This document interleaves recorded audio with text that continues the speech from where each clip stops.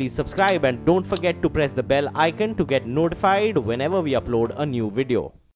संदीप दे रहे बड़ी खबर। फिल्म पद्मावत के खिलाफ दिल्ली के करीब गुरुग्राम में जमकर तोड़फोड़ की गई है और प्रदर्शनकारियों ने कई बसों में तोड़फोड़ की है। आगजनी की खबरें भी आ रही हैं। करनी सेना के प्रदर्शनकारियों ने सड़क पर पथराव किया है। तोड़फोड़ कर रहे लोगों ने नकाब बांध रखा था। करनी सेना के प्रदर्शनकारियों ने पथराव किया है। आपको बताएं कि पद्मावत रिलीज को लेकर लगातार करनी सेना भी आक्रमण अख्तियार किए हुए हैं। संदीप खुद इस वक्त हमारे साथ जुड़ चुके हैं हमारे संवाददाता। संदीप, जानना चाहेंगे आपसे कुछ ही देर पहले जिस तरीके से करनी सेना की तरफ से प्रेस कॉन्फ्रेंस भी हुई और एक जो रुख था वो भड़काने वाला रुख लग रहा था कि चाहे गोली चल जाए हम अपना प्रदर्शन जारी रखेंगे, क्या इसी का नतीजा देखेंगे? देखिए, बिल्कुल नवजोत, अभी एक खबर आई है। हालांकि ये अभी तक क्लियर नहीं हो पाया है कि ये करनी सेना। चलिए संदीप से बात करेंगे, कुछ टेक्निकल प्रॉब्लम आ रही, लेकिन ये तस्वीरें आप देखिए, गुरुग्राम की तस्वीरें हैं।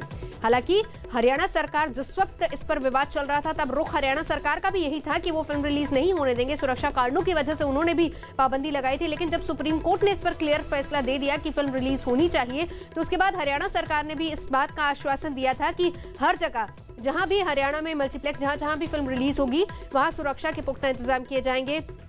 सुबह ही गुरुग्राम प्रशासन ने भी इस बात की जानकारी दी थी कि धारा 144 लगा दी गई है तमाम मल्टीप्लेक्स के बाहर। बावजूद इसके इस तरह की हिंसा की तस्वीरें, संदीप हमारे साथ मौजूद है। संदीप, देखिए, ये लोग अचानक से इकट्ठे हुए भोटसी के पास और सड़क पे आए और पहले तो इन्होंने पत्थरबाजी की और उसके बाद एक हरियाणा रोडवेज की बस जा रही थी उसको आग के हवाले कर दिया। पुलिस मौके पे पहुंची है। जब पुलिस मौके पे पहुंची है तो वहां भी उस पे भी लोगों ने पथराव किया। यहाँ तक कि फायर ब्रिगेड की गाड़ी भी वहां आई थी बस की आग को बुझाने के लिए और फायर ब्रिगेड की गाड़ियों पे भी पथराव हुए हैं। अभी भारी पुलिस बल वहाँ पे है। हालांकि हालात अभी पूरी तरह से काबू में नहीं है, लेकिन जब फोर्स अचानक से बहुत ज़्यादा बड़ा है तो लोग तितर बितर जरूर हुए हैं, लेकिन अभी शांत नहीं हुए हैं वो। एक दूसरी चीज़ मैं ये बताना चाहूँगा कि गुड़गांव में धारा 144 है और अभी गुड़गांव पुलिस ने एक ऑर्डर पास किया है कि गुड़गांव के जितने भी मॉल हैं जिसमें पीवीआर पिक्चर मल्टीप्लेक्स हैं और वहाँ पे जो उस मॉल में अगर कोई पब है या क्लब है तो उसे अगले आदेश तक के लिए बंद करने का। लेकिन संदीप, जो धारा 144 है, इस बात का जिक्र सुबह गुड़गांव पुलिस ने किया था जब हमने उनसे बात की थी। धारा 144 सिर्फ मल्टीप्लेक्स और सिनेमा हॉल्स के बाहर लगी है, बाकी एरियाज में नहीं है। और ये जो तस्वीरें आ रही हैं, आप जरा क्लियर कीजिए, क्या ये पास की तस्वीरें हैं या फिर ये दूसरे इलाके की हैं? ये किसी मल्टीप्लेक्स के पास की तस्वीरें नहीं हैं। ये गुड़गांव में एक भोटसी इलाका है, वहाँ की ये तस्वीरें हैं और वहीं पे जो गांव के लोग हैं वो इकट्ठे हुए हैं सड़क पे। ये बताया जाता है कि इस भोटसी गांव है, यहाँ पे 95% लोग जो हैं राजपूत कम्युनिटी के हैं और वो इस बात को लेकर काफी नाराज हैं कि पद्मावत को आखिर क्यों रिलीज किया जा रहा है हरियाणा में। और अब इस पर क्या कर रहा है प्रशासन? तमाम दावे किए गए थे, हरियाणा सरकार भी कह रही थी कि सुरक्षा के पुख्ता इंतजाम किए जाएंगे, लेकिन तस्वीरें ये देखिए। संदीप हमारे साथ मौजूद है। संदीप, दावे किए गए थे कि सुरक्षा के इंतजाम किए जाएंगे, सुप्रीम कोर्ट क्लियर कह चुका है कि फिल्म रिलीज होगी, गुड़गांव प्रशासन कह चुका है, पुलिस प्रशासन ने ये कह दिया है कि किसी भी अप्रिय घटना से निपटने के लिए तैयार है, लेकिन हालात बिल्कुल वैसे नजर आ रहे हैं। बिल्कुल, देखिए, सुप्रीम कोर्ट ने साफ कहा है और यहाँ तक ये भी कहा था कि लॉ एंड ऑर्डर का जिम्मा जो होता है वो स्टेट पे होता है और स्टेट को ये देखना होगा कि उनके यहाँ लॉ एंड ऑर्डर का कानून व्यवस्था की दिक्कत ना हो। लेकिन जिस तरह से अचानक लोग इकट्ठे हुए हैं सड़क पे और उन्होंने बस फूका है और पत्थरबाजी की है, लाठी डंडे चल रहे हैं, तो ये साफ है कि जितना दावा किया गया था सरकार की ओर से, हरियाणा सरकार की ओर से या गुड़गांव पुलिस की ओर से, वो दावा पुख्ता साबित नहीं हुआ है और लोग इकट्ठे हो रहे हैं और वो धीरे धीरे माहौल को खराब करने की कोशिश में। बिल्कुल, कम से कम ये तस्वीरें तो यही बयां कर रहे हैं। शुक्रिया संदीप।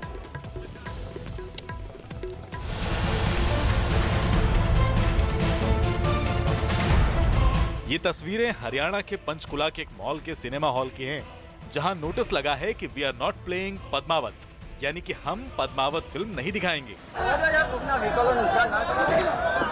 लेकिन अहमदाबाद में हुई वारदात से साफ हो गया है कि ऐसे नोटिस भी हंगामेबाजों से सुरक्षा की गारंटी नहीं देते।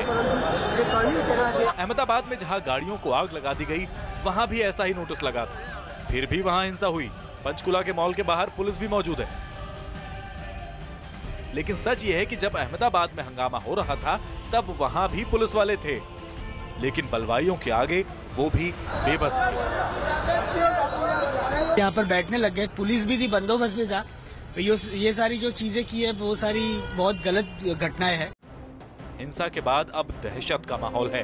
दंगाइयों का मकसद भी यही है, यानी हिंसा के डर से लोग खुद ब खुद फिल्म देखने ना जाएं, और ये डर अब सिर चढ़कर बोलने लगा है।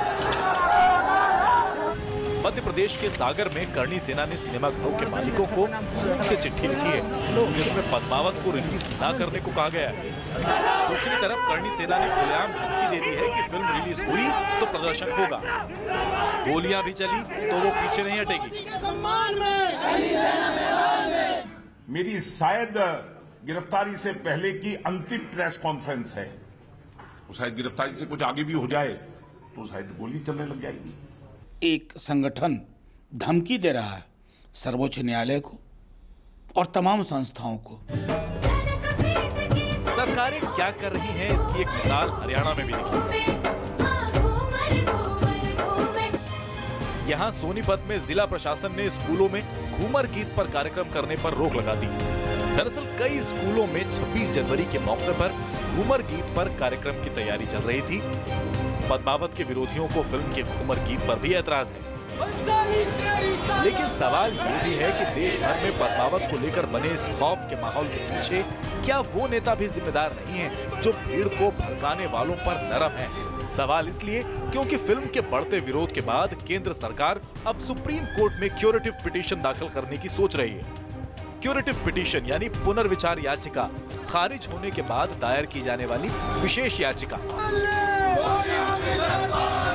अगर जो एक क्यूरेटिव पिटीशन है उसकी भी संभावनाएं हैं, लेकिन सरकार इसका पूरा मामले को कोर्ट का आदेश आने के बाद में उसका परीक्षण करेगी। निपट गया मामला गुजरात का, तब अब कह रहे हैं कि आग में घी नहीं डालो, पानी डालो, और सारे जगह इन्होंने कराया। माना जा रहा है कि सरकार के दोबारा सुप्रीम कोर्ट में जाने से फिल्म का उग्र विरोध कुछ हल्का हो सकता है, लेकिन जमीन पर ऐसा नहीं दिखता। राजस्थान के उदयपुर के भींडर से विधायक और भींडर राज परिवार के प्रमुख रणधीर सिंह भिंडर ने गृह मंत्री राजनाथ सिंह को पत्र लिखकर दखल देने की मांग की है। साथ ही ये चेतावनी भी दी है कि फिल्म प्रदर्शित हुई तो चित्तौड़ में जौहर ही नहीं चाका भी होगा। कुछ राजपूत नेता तो सरकार पर निशाना साधने से भी नहीं चूके। हिंदुत्व के नाम पर जो लोग सत्ता में आए, हिंदुत्व के नाम पर जो लोग राजनीति करते थे, आज वो सारे संगठन चुप हैं। प्रधानमंत्री जी ने भाष्य करना चाहिए। उनके स्टेट्स जहां जहां इस तरीके की हिंसा की घटना हो रही है, उनकी सरकार को आज्ञा देनी चाहिए। मुश्किल ये भी है कि सत्ताधारी दल में अब तक जो नेता सख्ती से तोड़फोड़ के खिलाफ खड़े थे, अब वो भी तोड़फोड़ का डर जताने लगे। फिल्म की रिलीज पर सवाल उठने लगे हैं। से भावना भड़की है कि अब हमें थोड़ा सोचना है, एक सिनेमा के लिए हम क्या सारा समाज में आग लगाने के लिए देंगे? स्विट्जरलैंड में बैठने वाला सरमायादार ये पूछेगा, mister Modi what is this? Your government can not allow one picture, you want me to invest in Mumbai?